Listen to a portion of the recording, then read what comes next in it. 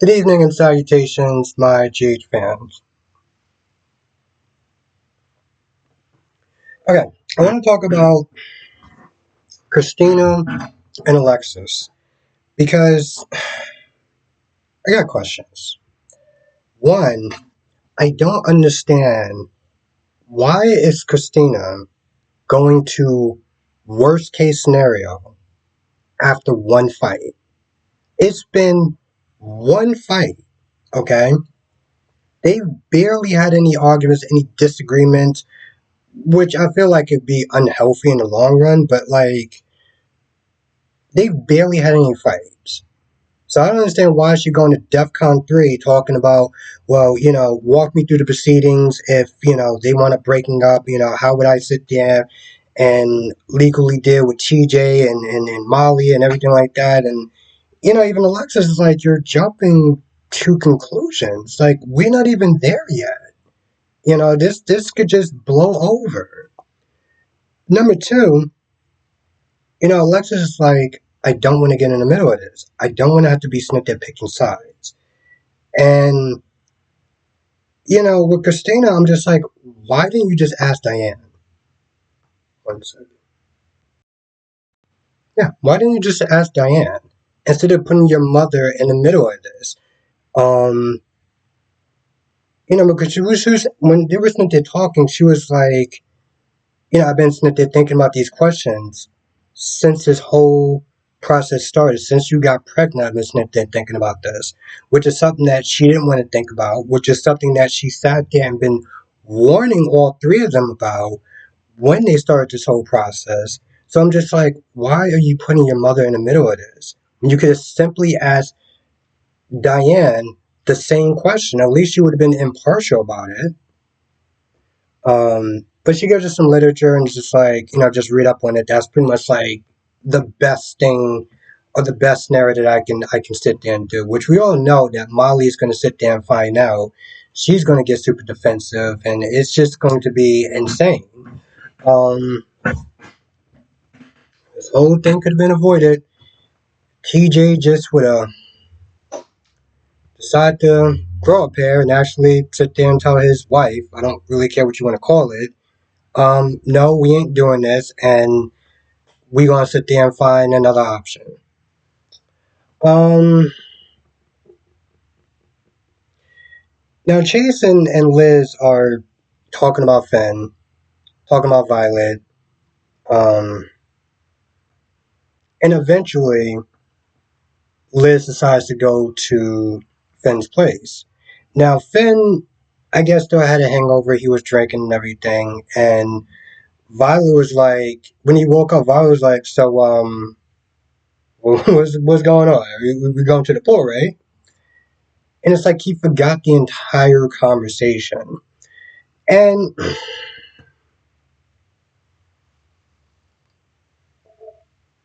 this scene is so heartbreaking for a couple of reasons. Because eventually Liz does get there. And for the first time in a while since this whole thing started, Liz actually came there being non judgmental, just basically sitting there saying, hey, how about I sit there and, take Violet to the pool and, take her back home and just kind of have the boys hang out with her since they miss her and everything. And just basically tell them, you need to get help. You need to get help. This is not the first time, you know, which I totally forgot about. He was like, we went through this whole thing with Hayden. When your addiction was before and you displayed the same patterns and you lied and you was defensive and everything like that. And she's, pretty much like, hey, listen, we ain't together, but I still love you, you know? Um, and she's like, I just want what's best for you.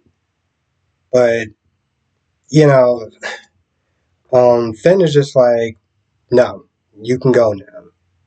And the reason why I guess that's so heartbreaking is that, if you can't, when you can't get clean for your kids, that's major right there. As a parent, I imagine you would move heaven and earth for your children. And if you can't even sit there and get clean, you are you are really far gone.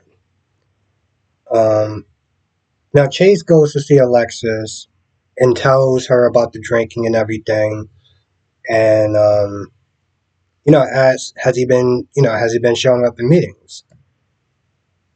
Which, honestly, to tell you the truth, I think I don't even really understand why he asked that. But bottom line was Alexis said she was going to sit there and talk to Finn since his sponsor is God knows where somewhere.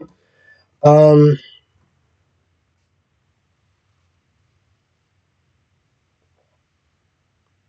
Now Trina was able to get Gio an audition, to play some music at the gallery. Ava heard it, she liked it, and Josh got there, and Josh was like, we still got to do this whole apartment thing. And apparently, she had an app on her phone, and two of the apartments was already like booked, right? Now, there's a point where Trina's not there really admiring Gio's music talents, saying that he's pretty much like an artist, which in a lot of ways he is. Um, but Gio comes back, and Gio's like, "Hey, listen, I got a place for you that's probably not on the listing."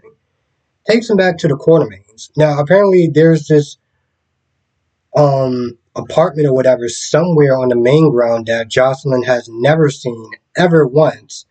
Out of all her time of actually spending time at the Quartermains, but she's never seen this part. Okay, sure, whatever. Um, he goes to make a phone call. Josh is like, "You want to take it?" Trina's like, she's not sure. And I don't think she's like, she's not sure. She's ready to move on or whatever. Maybe living in a dorm still kind of reminds her of her time with Spencer, but eventually she does wind up doing it. And of course, Gia's going to sit there and be their neighbor because, we know where this is going. Despite what some of the fans are wanting, it's going to wind up happening. So, um, which I'm totally fine with. I really am because it's like, I get it. A lot of people, there's some people, the Sabrina fans don't want Trina with anyone else except for Spencer. But, at the end of the day, it's like, it doesn't mean she should just sit there and just be alone. Like, unlike before when Rory was there, Rory was pretty much just a placeholder, which I actually felt bad. I felt more bad for the actor than anything else. But, with Gio, it's like, hey, she needs a new love interest. Give it time, see if it works, and just go from there. I feel like people are just so against it before it even starts to happen. And it's like,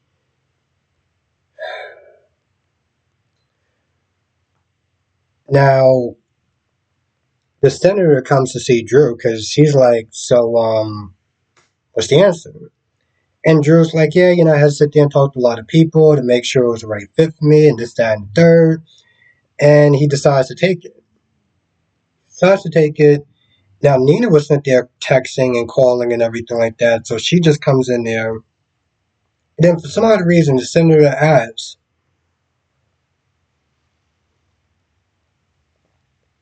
would Drew make a good congressman? And I'm just like,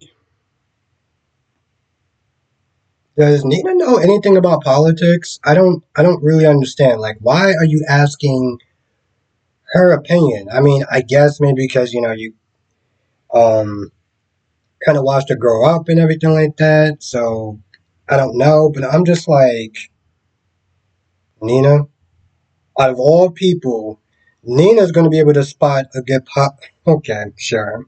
But she's like, yeah, he'll be really good, minus that whole legal trouble thing or whatever. But he'll be good. And the look on Drew's face when she said that, he was like, words that I would not use. But he leaves, and Drew's like, why would you sit there and bring that up? On top of the fact that you're the one that sat there and outed me. I'm like, and you're the one that committed the crime. So at this point, I was like, Drew and Carly is just never going to sit there and take responsibility for that. Ever. They are never going to take responsibility for that. This scene just cemented that. Every time that gets brung up, the first thing they're going to sit there and say is, well, Nina told on me. Nina told on me. What are we in kindergarten? Yeah, Drew and Carly drew on the wall, but Nina was the one that sat there and told them. Those two idiots still drew on the wall. So like, like what's the point? Um, but Nina comes there with a favor. You know, it's Willow's birthday, and she wants to know, should she give her a gift or not? And Drew's like, listen, I'll help you out. You just gotta sit there and play it cool and not do any one of your Nina-isms, and you'll be fine. And part of me is just like, God damn, the fact you gotta sit there and be like tipping, on tippy toes with Willow is just insane to me, you know? I guess she wants to sit there and make a good impression, but it's like, I don't know. Part of me is just like, I don't know if Willow is actually worth all that trouble, especially when you have somebody that already accepts you for who you are, like Sasha, but whatever. Also, for some odd reason, which I really did not understand, the exposition that Gio gave to Ava before, when Trina was like, yeah, he's really good. He got a full scholarship or whatever.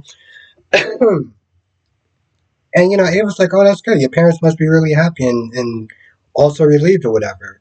And she was like, yeah, but, my Uncle Sonny would have sat there and paid for it. And I'm just like, why would you even sit there and say that? You don't know her. You don't know her. Why would you sit there and say that for? So, he talks about how, they're not blood or whatever, but, he paid for like his equipment, like his instrument and everything like that, and just really looked out for him. But it was just one of those things where it's like, that wasn't necessary. She didn't ask you any of that stuff. I mean, it didn't matter. He got the job anyway, but it was just like, okay, that's weird. Through that little strategy meeting that Liz and Chase had before Liz went to go and see Finn, and they're talking about Finn and him hitting rock bottom, and listening to saying I didn't want to sit there and go down that route. I didn't want to do that to my kids. I didn't want to do that to myself.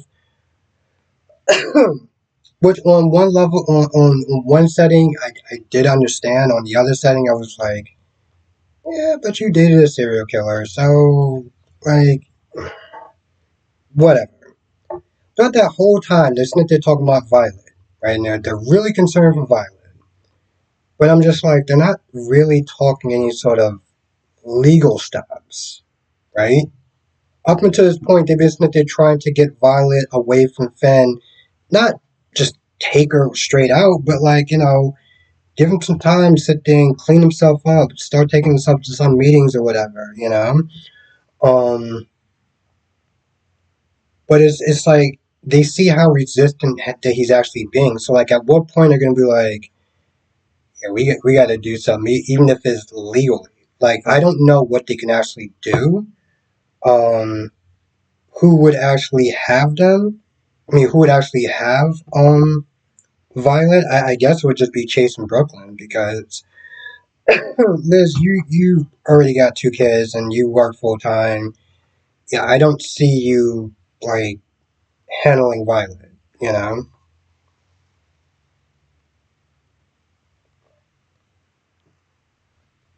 And as nice as Violet is with Liz, I'm pretty sure she'll be more comfortable with Chase and Brooklyn. Let's see. Yeah, I feel like that's about it. I can't think of anything else, but if I missed anything, you know what to do. Write it down in the comment section, or better yet, come to the live stream tonight. We'll be talking about all the soap operas, General Hospital, Days of Our Lives, Boy and the Beautiful, and Young and the Restless. 8 p.m. Eastern, 5 p.m. Pacific, and I'll see you in the live stream, hopefully.